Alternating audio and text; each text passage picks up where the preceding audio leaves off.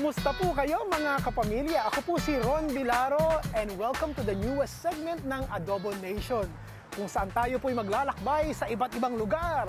Kakain tayo ng sari-saring pagkain. Sa madaling salita, tayo nang mag-eat and run. Let me welcome you to my second hometown, ang Chicago. Ang Chicago po ay nasa Midwest. Kilala po ang Chicago sa ganda ng tanawin, sa mga masasarap na hotdogs, deep dish pizza, at mas nakilala po ang Chicago dahil kay Oprah Winfrey, na naipagluto ko na rin po in the past. Alam niyo, hindi po kasing dami ang mga kababayan natin dito sa Chicago compared to West Coast or East Coast. Pero masasabi ko na meron din pong mga Filipino foods dito sa Chicago na sadya nating maipagmamalaki. Madalas po kapag kami mga bisita kung from out of town or out of state at gusto nilang makatikim ng mga homemade Filipino dishes, well, dito ko po sila dinadala. Welcome to Isla Pilipina!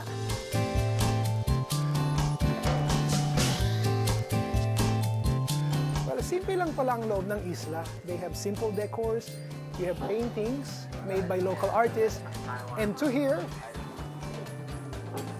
they own the bragging rights of being the first winner ng Adobo Festival dito po sa Chicago several years ago.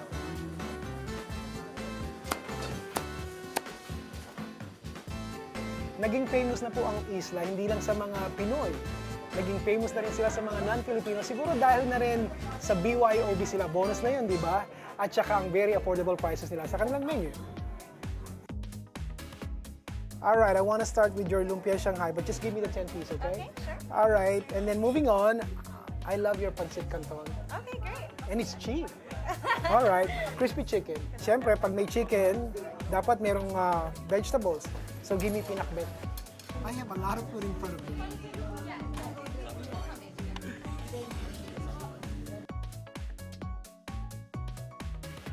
One bite size. But for a price, $3, not bad. You know, especially if you're just eating by yourself. Crispy, hindi oily.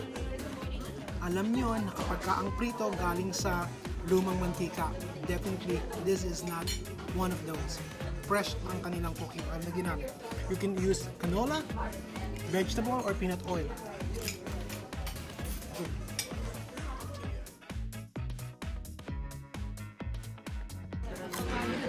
Oh, wow. Wow. This is one of the best fried chicken that I've ever had. Hands down. Totoo. How do you make your chicken crispier, whether it's fried or baked? Well, depende po. Ako personally, I marinate this in buttermilk and let it soak for about 4 hours, and then I dredge it in using all-purpose flour, and I let it sit on a wire rack for about 30 minutes para po dumikit yung flour sa buttermilk tsaka sa chicken. Season it with maybe garlic salt or garlic powder, salt and pepper, cayenne para to give it flavor, and then you deep fry it and make sure mainit po ang mantika nyo, 350 degrees Fahrenheit, and depende po sa pati ng chicken. Siyempre, ganun din katagal ang pagluluto nyo.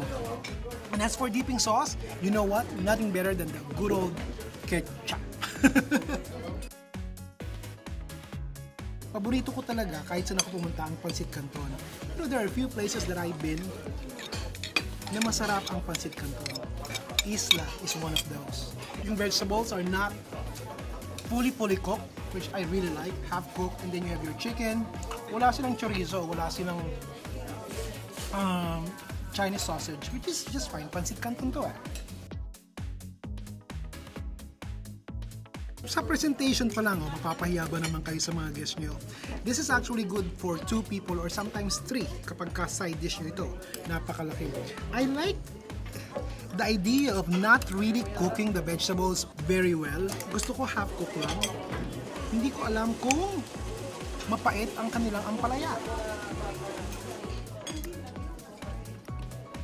Hindi. I don't know what they did, pero hindi mapait yung ampalaya. You have kalabasa.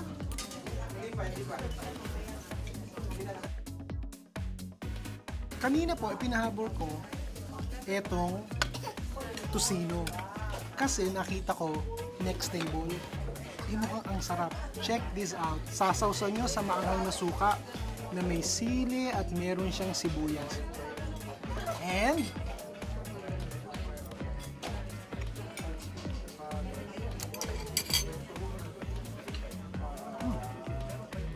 malambot, may laman, may taba. Medyo sticky ng konti because of the brown sugar. But overall, ang kailangan lang po, well, you can always request it on the side. Siyempre, kamatis. Overall, all this food that I ordered were just absolutely flavorful. Kung pupunta po kayo dito at ibabase niyo ang recommendation ko sa experience ko ngayon, I'd say order all of these. They're all good. Oh wow, nakakabusog! Nag-enjoy po ba kayo? Alam nyo, meron akong mga restaurants na nakainan na palagi kong binabalikan. Isa na po dyan ang Isla Pilipina.